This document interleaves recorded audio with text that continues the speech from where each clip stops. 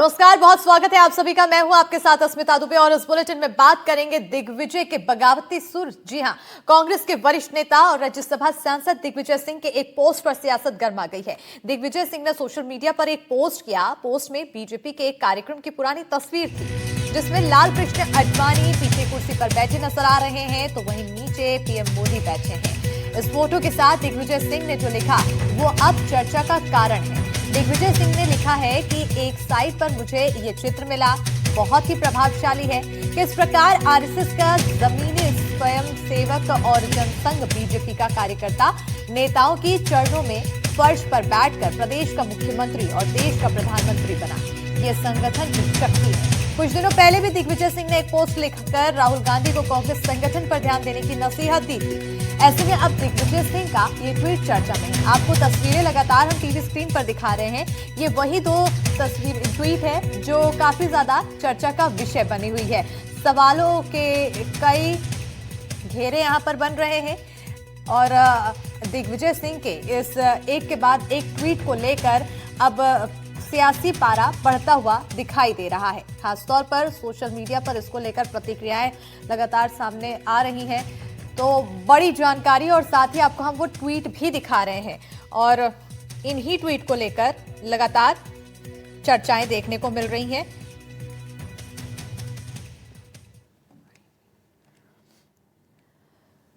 तो बड़ी खबर है, जहां दिल्ली से बड़ी खबर है। दिग्विजय सिंह ने उठाया संगठन का मुद्दा। सीडब्ल्यूसी की बैठक में दिग्विजय ने मुद्दा उठाया है। सूत्रों के हवाले से बड़ी जानकारी सामने आ रही है। दिग्विजय सिंह फिलहाल राज्यसभा सांसद है तो अगले साल की शुरुआत में उनका कार्यकाल खत्म हो रहा है। ऐसे में अब एक तरफ ट्वीट का मुद्दा भी गरमाया हुआ है तो वहीं दूसरी ओर ये जो मुद्दा उनकी तरफ से संगठन का उठाया जा रहा है ये भी चर्चा का विषय बना है। सीडब्ल्यूसी की बैठक में दिग्विजय ने मुद्दा उठाया। सूत्रों के हवाले से ये जानकारी सामने आ रही है। दिग्विजय सिंह फिलहाल राज्यसभा सांसद है और अगले साल की शुरुआत में ही उनका कार्यकाल खत्म होगा। तो सोशल मीडिया पोस्ट पर दिग्विजय सिंह का एक तरफ बयान और वहीं बैठक के दौरान खुलकर उनकी तरफ से बात भी रखी जा रही है। बड़ी खबर, सोशल मीडिया पोस्ट पर दिग्विजय सिंह का बयान। जो मुझे कहना था वो मैंने मीटिंग में कह दिया, दिग्विजय सिंह ने कहा है। सोशल मीडिया पर आगे कहा कि आरएसएस और मोदी का घोर विरोधी हूं। हालांकि जो ट्वीट सामने आ रहा है और उसके बाद ये बयान सामने आ रहा है जो आपस में मेल नहीं खा रहा है और इसी के चलते अब लोगों के बीच चर्चा का विषय उनके बयान, उनके ट्वीट बने हुए हैं। सोशल मीडिया पर लगातार नजर बनी हुई है कि एक तरफ से तारीफ कहें या फिर कई बातें, चर्चाएं यहां पर देखने को मिल रही है और उसी बीच दूसरा बयान उन्होंने दिया, कहा कि आरएसएस और मोदी का घोर विरोधी हूं। संगठन की तारीफ की है और मैं आरएसएस का और मोदी जी का, उनकी नीतियों का घोर विरोधी था, हूं और रहूंगा। तो दिग्विजय सिंह के पोस्ट को लेकर बीजेपी ने कांग्रेस पर हमला बोला है। सुधांशु त्रिवेदी ने कहा है कि दिग्विजय सिंह को अब एहसास हो गया है। वहीं शहजाद पूनावाला ने कहा कि कांग्रेस में कितना लोकतंत्र है ये सबको पता है। तो कहीं ना कहीं दिग्विजय सिंह जी को भी अब वो बहुत वरिष्ठ हो गए हैं, राजनीति को उन्होंने देखा है, तो इस रूप में जाके हो सकता है उन्हें इस बात का एहसास हो रहा हो, क्योंकि हमारे श्री नरेंद्र मोदी जी गुदड़ी के लाल हैं और उनका नेतृत्व जवाहर के लाल जी से है। तो वो अप साइड डाउन है, इसलिए अपनी पार्टी को अप साइड डाउन लेके आए हैं। हमारे नरेंद्र मोदी जी गुदड़ी के लाल हैं, वो बॉटम से अप उठे हैं, तो पार्टी को भी बॉटम से अप करके ऊपर तक ले जा रहे हैं। देश में तो राहुल गांधी लोकतंत्र का ढिंडोरा पीटते हैं, पर खुद के संगठन में कितना लोकतंत्र है और कितना डिसेंट्रलाइजेशन है वो सबको पता है। यही तो अंतर है कि कांग्रेस पार्टी परिवार आधारित पार्टी है और बीजेपी कार्यकर्ता आधारित पार्टी है। तो अब जिस तरह से बयान सामने आ रहे हैं और जिस तरह से ट्वीट किया जा रहा है, कहीं ना कहीं सियासी पारा हाई होता चला जा रहा है, सरगर्मियां तेज होती जा रही है और एक के बाद एक अब बीजेपी की तरफ से प्रतिक्रियाएं भी सामने आ रही है। सीधे तौर पर कहा गया कि लोकतंत्र की बात करने वाला इंसान अपनी ही पार्टी में नहीं देख पा रहा है, अपने ही खेमे में नहीं देख पा रहा है। हमारे साथ भोपाल सहयोगी आकाश द्विवेदी जुड़ चुके हैं ज्यादा जानकारी के साथ और सीधा हमारे सहयोगी की ओर रुख करेंगे। आकाश, जिस तरह से ये बयान सामने आ रहा है, किस तरह से इसे देखा जाए? आखिर कांग्रेस के अंदर खाने कैसी हलचल? देखिए, कांग्रेस के नेता खुद ये नहीं समझ पा रहे कि दिग्विजय सिंह ने ये ट्वीट किस संदर्भ में किया है। क्या कांग्रेस के नेता इसे मोदी और भारतीय जनता पार्टी की तारीफ समझें या फिर इसे तंज समझें? यही वजह है कि कोई भी नेता इस दिग्विजय सिंह के पोस्ट पर बोलने के लिए तैयार नहीं है। दरअसल दिग्विजय सिंह ने जो पोस्ट किया है उसके कई मायने हैं। मायनों के साथ साथ इस पोस्ट में एक नसीहत उनकी खुद की पार्टी के लिए भी है। जो संदेश है वो छिपा हुआ है, क्योंकि वो कह रहे हैं कि संगठन में ही शक्ति है। और वाकई में जो भारतीय जनता पार्टी का संगठन है, चाहे वो हम मध्य प्रदेश के लिहाज से बात करें जहां से दिग्विजय सिंह की राजनीति शुरू होती है, मध्य प्रदेश में बीजेपी के संगठन ने बीते सालों जिस तरीके से काम किया, बूथों को मैनेज करने का काम किया, उसका नतीजा 2023 के विधानसभा चुनाव और 2024 के लोकसभा चुनाव के नतीजों में देखने को मिला है। क्योंकि लोकसभा में 29 की 29 सीट बीजेपी क्लीन स्वीप करती है। 2023 के विधानसभा चुनाव में ऐतिहासिक बहुमत के साथ भारतीय जनता पार्टी सरकार बनाती है। तो निश्चित तौर पर यह संगठन की ही शक्ति है और इसी संगठन की शक्ति का मैसेज दिग्विजय सिंह अपने पार्टी के आला नेताओं को देना चाह रहे हैं। क्योंकि इस पोस्ट के अंत में आप पढ़ेंगे तो उसमें प्रियंका गांधी से लेकर कांग्रेस पार्टी के बड़े नेताओं को टैग किया गया है। और ये दिन इसलिए भी महत्वपूर्ण है क्योंकि आज ही CWC की बैठक दिल्ली में थी, तो निश्चित तौर पर इस मुद्दे पर भी चर्चा होनी लाजमी है। और जब उनसे लगातार सवाल पूछा जा रहा है तो उन्होंने कहा कि वो बीजेपी और RSS और उनकी विचारधारा के कट्टर विरोधी रहे हैं और विरोधी हैं। लेकिन भारतीय जनता पार्टी सवाल पूछा जाता है तो जवाब तो कुछ और मिलता है, लेकिन जब दूसरी ओर ट्वीट की ओर हम नजर डालते हैं तो ये काफी कंफ्यूजन क्रिएट करता है कि आखिर ये तारीफ की जा रही है या फिर तंज कसा जा रहा है, क्या आखिर चाह क्या रहे हैं। सागर कसेरा जी बीजेपी प्रवक्ता हमारे साथ जुड़ चुके हैं। सर, बहुत स्वागत है आपका NDTV मध्य प्रदेश छत्तीसगढ़ में। सबसे पहले तो आप इन ट्वीट्स को तारीफ के तौर पर देख रहे हैं और दूसरा कि क्या आपको क्या लग रहा है कि आखिर कांग्रेस के अंदर खाने कैसी हलचल? देखिए, ये जो विमर्श है ये भारतीय राजनीति के दो मॉडलों का विमर्श है। एक तरफ मॉडल है जहां माननीय कांग्रेस के वरिष्ठ नेता दिग्विजय सिंह जी पुरानी तस्वीर साझा किए जो आपकी स्क्रीन पर भी चल रही है अभी राइट नाउ, जिसमें एक युवा कार्यकर्ता जमीन पर बैठा हुआ दिखता है। वह युवा कोई और नहीं, भारत के प्रधानमंत्री श्री नरेंद्र मोदी, और सामने बैठे हैं हमारे आदर्श भारत रत्न लालकृष्ण आडवाणी जी। तो दिग्विजय सिंह जी क्या कहते हैं? दिग्विजय जी कहते हैं कि यह संगठन की शक्ति है और ये पहली बार, शायद अनजाने में ही सही, उन्होंने भारतीय जनता पार्टी और RSS संगठन की आत्मा को पहचान दी है। और ये एक बेसिक अंतर है। भारतीय जनता पार्टी परिवार आधारित पार्टी नहीं है, ये कार्यकर्ता आधारित केडर बेस्ड पार्टी।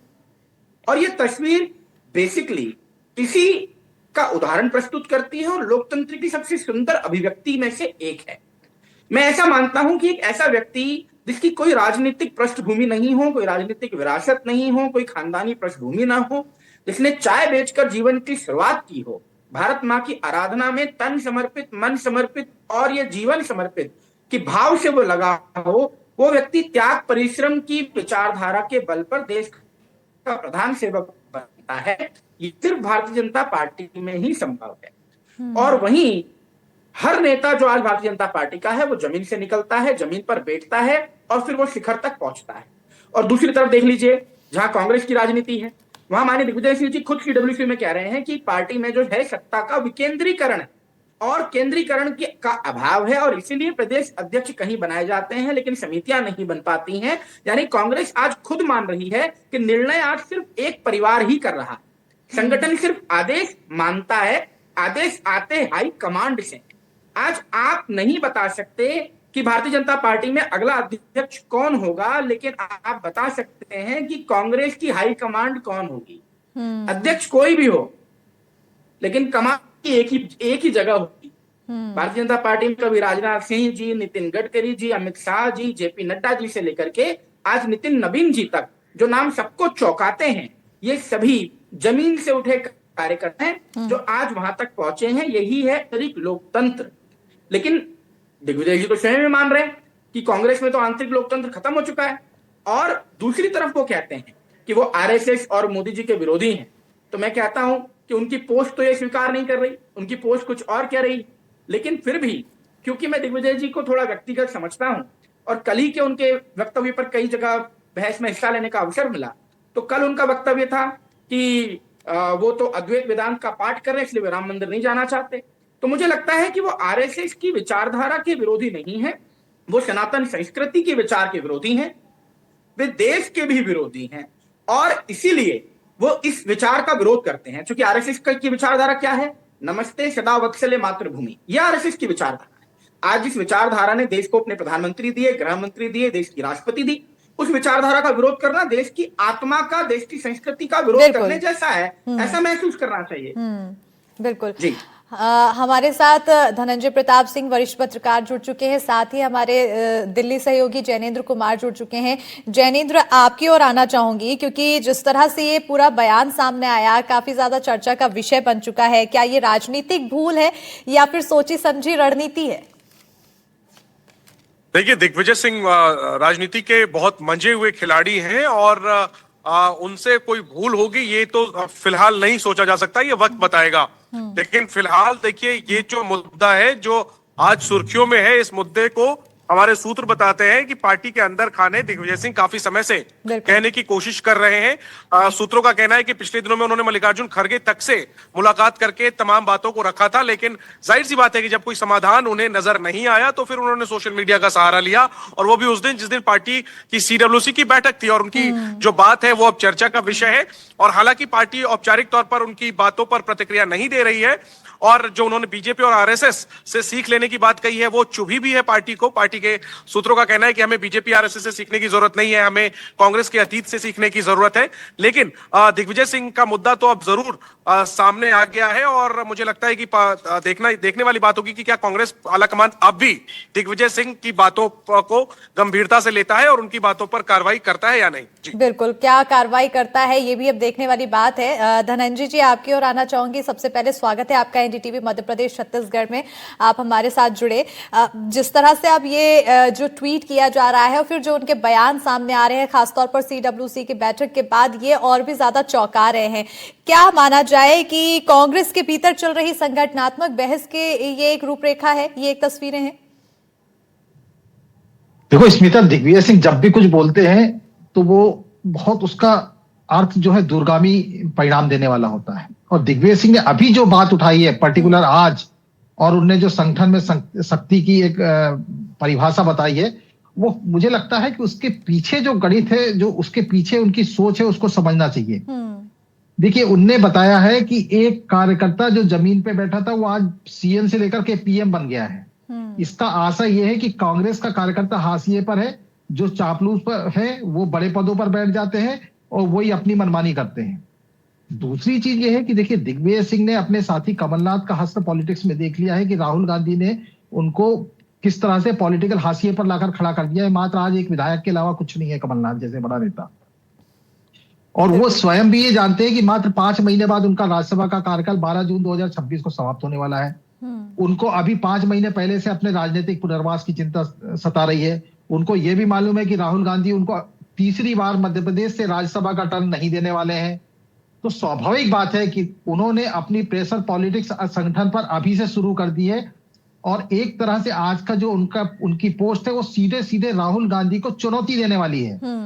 इस बात को समझना चाहिए। बिटवीन द लाइन्स जिसको पॉलिटिक्स की कहते हैं, दिग्विजय सिंह ने उसी को पकड़ा है और कांग्रेस नेतृत्व को कटघरे में लाकर खड़ा कर दिया, ऐसी स्थिति में लाकर खड़ा कर दिया ना बोल सकते ना कुछ कर सकते। और दिग्विजय सिंह को भी मालूम है कि कांग्रेस का नेतृत्व उनके खिलाफ में कोई कार्रवाई नहीं कर सकता है, और कुल मिलाकर के वो राहुल विरोधी जितने नेता हैं, उसमें कमलनाथ से लेकर के बड़े बड़े नेता हैं, उन सबको कहीं ना कहीं ये एकत्र करने का भी प्रयास है।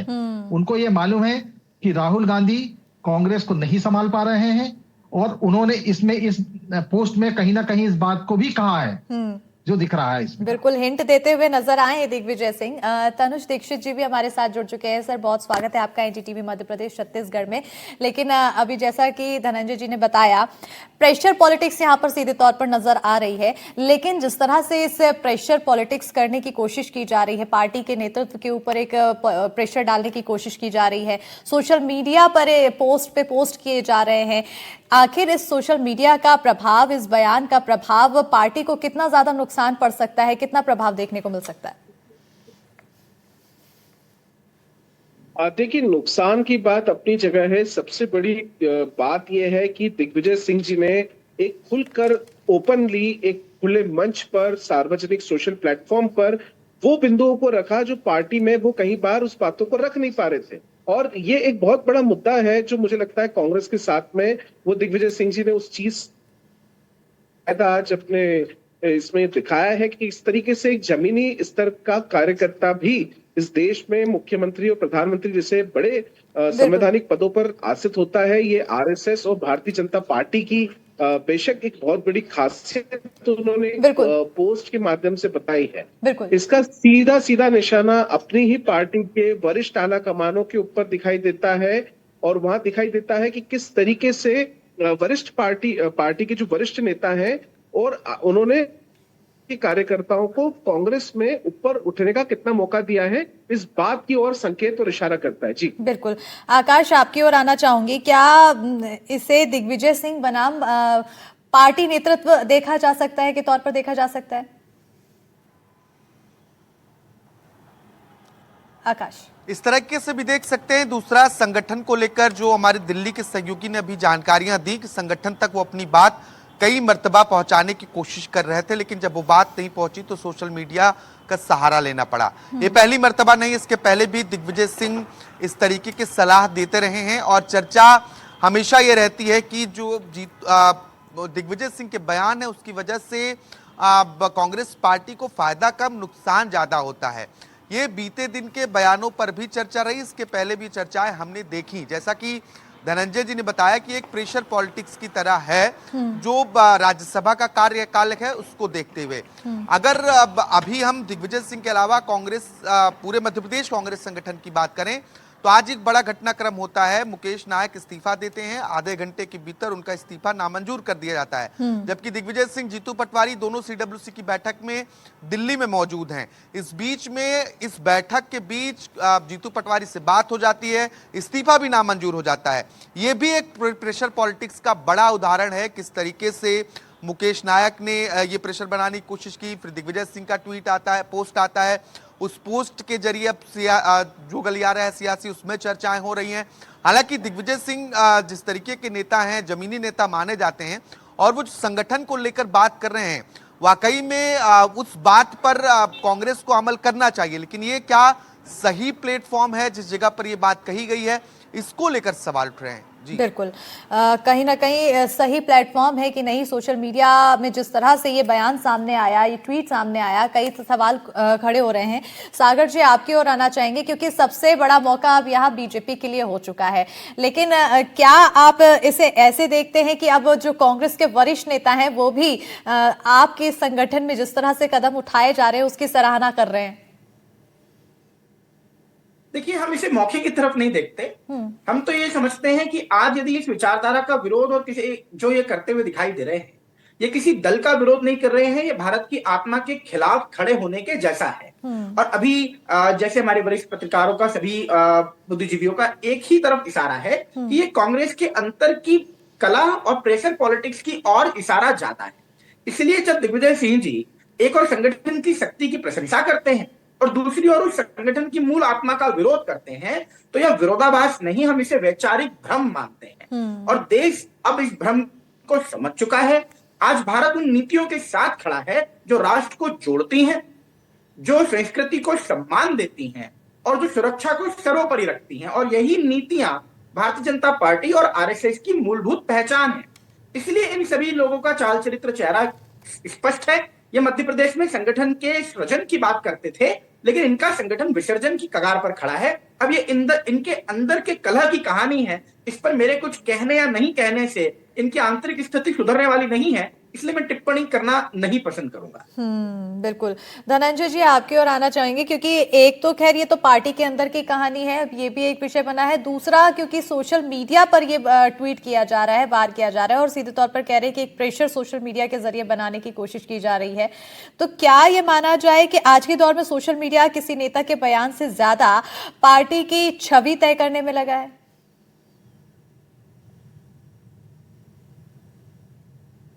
क्या बोला अस्मिता आपने? जिस तरह से धनंजय जी सोशल मीडिया पर एक के बाद एक सवालों का दौर देखने को मिल रहा है, अब सवाल यहाँ पर यह भी है कि तरीका जो अपनाया जा रहा है, सोशल मीडिया का सहारा लिया जा रहा है अपनी बात रखने के लिए, तो आज के दौर में जिस तरह से सोशल मीडिया का सहारा ले रहे हैं, तो नेता का बयान क्या पार्टी की छवि तय कर रहा है? निश्चित तौर पर देखिए अस्मिता, दिग्विजय सिंह को भी मालूम है कि कांग्रेस में लोकतंत्र नहीं है, कांग्रेस में केवल लोकतंत्र के नाम पे एक गांधी परिवार है, जो निर्णय होता है वो गांधी परिवार की चौखट से ही होता है। और उनको ये भी मालूम है कि वहां वो ऐसी चौखट है जहां वो कुछ भी बोले, कुछ भी बताएं, उसका कोई असर नहीं होने वाला है। यही वजह है कि दिग्विजय सिंह ने पार्टी के प्लेटफॉर्म में अपनी बात रखने से बेहतर सोशल मीडिया के प्लेटफॉर्म पर अपनी बात रख करके एक मैसेज दिया है कि ये एक भारतीय जनता पार्टी है जहां जमीन पे बैठने वाला कार्यकर्ता मुख्यमंत्री और प्रधानमंत्री बन सकता है। उसका इशारा आप समझो पॉलिटिकल, उसका इशारा यह है कि कांग्रेस में यह संभव नहीं है कि कोई जमीनी कार्यकर्ता बड़े पद पे पहुंच जाए, मुख्यमंत्री बन जाए या प्रधानमंत्री बन जाए। वहां बनेगा तो सिर्फ गांधी परिवार से जुड़ा हुआ व्यक्ति ही प्रधानमंत्री बनेगा। एक ये पूरी एक कवायद जो मुझे समझ में आ रही है अस्मिता, वो गांधी परिवार विरोधी नेताओं को एकजुट करने का एक अम्ब्रेला दिया है दिग्विजय सिंह ने। और कहीं ना कहीं आप देख लीजिए, जो कांग्रेस की पुरानी पीढ़ी है जिसमें हम दिग्विजय सिंह, कमलनाथ और इनके समकक्ष बड़े नेताओं को देखते हैं, वो नेता आज राहुल गांधी के नेतृत्व में अपने आप में कहीं ना कहीं घुटन महसूस कर रहे हैं कांग्रेस के अंदर। और वो ये चाहते हैं कि राहुल गांधी के बजाय पार्टी का नेतृत्व कोई ऐसे आदमी व्यक्ति को दिया जाए जो पार्टी को एक विपक्ष के रूप में, मजबूत विपक्ष के रूप में खड़ा कर सके, देश में संगठन को खड़ा कर सके। क्योंकि राहुल गांधी, देखिए, भारत जोड़ो यात्रा पर जब राहुल गांधी 2 बार निकले, एक बार उनकी बहुत अच्छी एक विपक्ष के नेता के रूप में छवि बिल्डअप हुई थी, लेकिन थोड़े ही देर बाद वो कुछ ना कुछ ऐसे कदम उठा लेते हैं जिससे उनकी छवि फिर वापस वही की वहीं पहुंच जाती है। अब देखिए, अभी बिहार में जब चुनाव हो रहा था तो वो पचमढ़ी में आकर चिंतन कर रहे थे। तो ये उनके ऐसे जो फैसले हैं वो कहीं ना कहीं ये बताते हैं कि लीडरशिप के लायक में आज भी वो मैच्योर नहीं हो पाए हैं। बिल्कुल, कहीं ना कहीं उनके फैसले और जो पार्टी के अन्य वरिष्ठ नेता हैं वो भी बार बार इसी बात को उठा रहे हैं, बार बार इसी बात को सोशल मीडिया के जरिए बोल रहे हैं कि अब उन्हें भी बदलने की जरूरत है। सागर जी आपकी ओर आना चाहूंगी, क्योंकि मौका तो है बीजेपी के पास बैठे बैठाए। अब जैसे कि आप विरोध के सुर कह रहे हैं कि उनका जो विरोधी सुर रहता है, आपके जो भावना है उससे काफी अलग रहते हैं, लेकिन अभी जिस तरह से माहौल पैदा हुआ है, क्या इसे कांग्रेस के असंतोष और असहजता के तौर पर बीजेपी देखती है?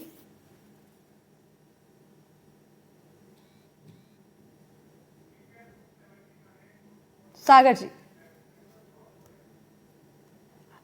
जी अनम्यूट कर दीजिए, आपकी आवाज हम तक नहीं पहुंच रही। Yes, now am I audible? Yes. हाँ। तो देखिए, हम ऐसे समझते हैं कि जो पार्टी जमीन से उठे व्यक्ति को देश का प्रधान सेवक बना दे, वही असली लोकतांत्रिक पार्टी होती है। और जो पार्टी आज भी हाई कमांड ढूंढ रही हो कि उनका हाई कमांड कहाँ है, कभी किस देश की यात्रा पर गया, कभी किस देश की यात्रा पर गया, कभी किस देश की यात्रा पर गया है, तो मुझे लगता है उसे लोकतंत्र पर उपदेश देने से पहले अपना आईना देखना चाहिए। और वही दिखाने का काम कहीं ना कहीं दिग्विजय सिंह जी ने अपने हाई कमांड को किया है। और यही मुझे लगता है ये इनकी इंटरनल पॉलिटिक्स का एक काम है। और भारतीय जनता पार्टी की बेहतर चीजों को, आरएसएस संगठन की बेहतर उपलब्धियों को दिखा करके अपने ही संगठन पर दबाव बना करके वो हो सकता है इस दिशा में कहीं आगे बढ़ना चाहते हो।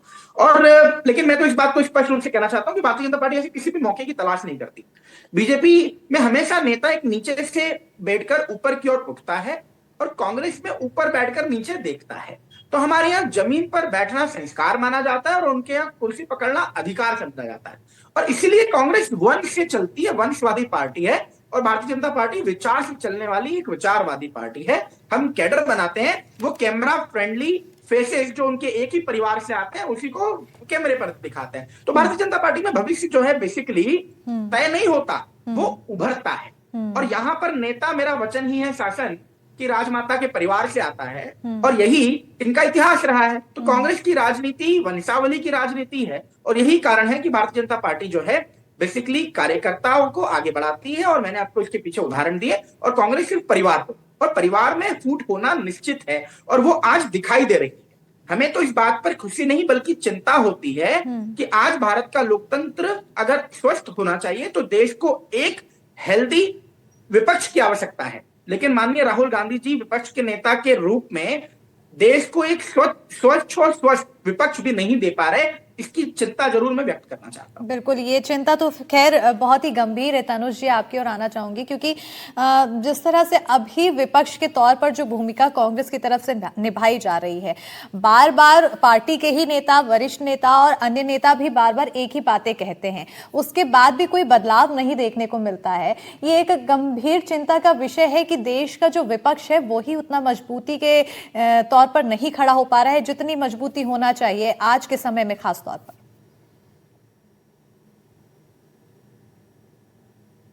बिल्कुल अस्मिता जी, अगर आप देखेंगे तो जिस तरीके से हमने हमेशा से देखा, इंडी अलायंस जैसा गठबंधन बना लोकसभा चुनाव के समय, बाद में भले ही वो अलग अलग चुनाव उन्होंने लड़े, लेकिन उसके बावजूद भी हमने एक चीज देखी कि उसमें एकजुटता नहीं दिखी। वहीं कांग्रेस ने खुद ही, हम कहेंगे जहां पे भी टिकट का बंटवारा होता है तो कांग्रेस खुद ही टिकट के बंटवारों में जो उसका हम कहेंगे परसेंटेज होता है कांग्रेस का, वो स्वतः ही हर प्रदेश के हिसाब से इतना कम होता है कि खुद ही सत्ता में आना कांग्रेस के लिए कई बार मुश्किल होता नजर आ रहा है।